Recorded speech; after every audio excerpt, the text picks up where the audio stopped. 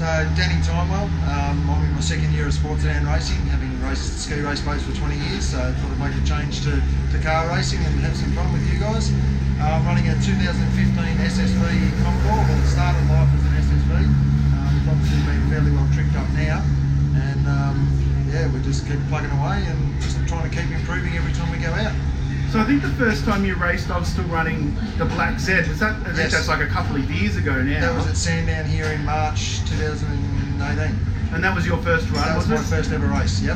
And the car was, I'm assuming you've done more work even since then on it, or not really yet? Yeah, so that weekend it still had a dead stock standard road car engine, because we hadn't finished building this engine yet, so that was just I was supposed to go out and do my apprenticeship and learn the ropes a little bit.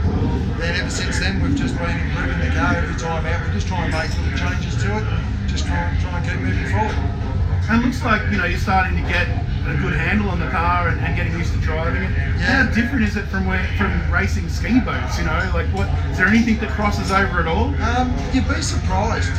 Like an apex is an apex on a corner, so learning your lines, it's the same on the river whether and the same on the track, so it is similar in that aspect, but it's nice to have brakes.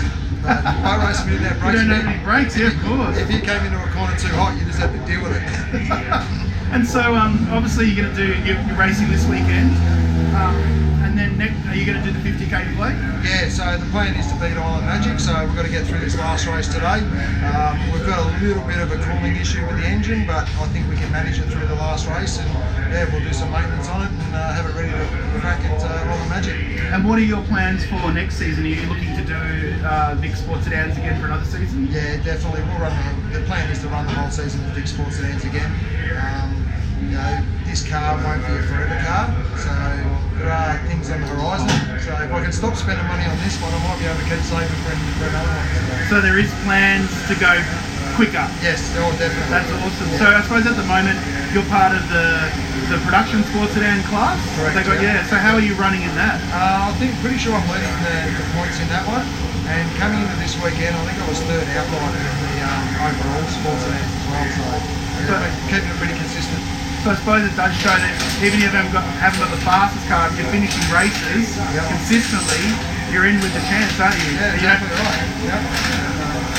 And you don't need to go out and buy a space train car. This is a good way to get into the class with a production-based car. Exactly, and it was fairly cost-effective to get into it initially, but then it's like anything, you get bitten by the drug, and then you're hooked, and you just got to keep spending.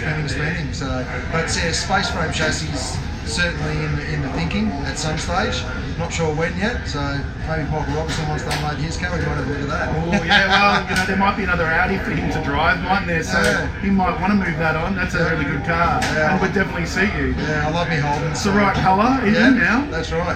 He's painted it for you. So he doesn't know this yet. No, well, he probably will. When he watches it, he'll be like, oh, okay. So you started in sports sedans as part of like another class that came from Vic V8s, and what sort of made you sort of stick around?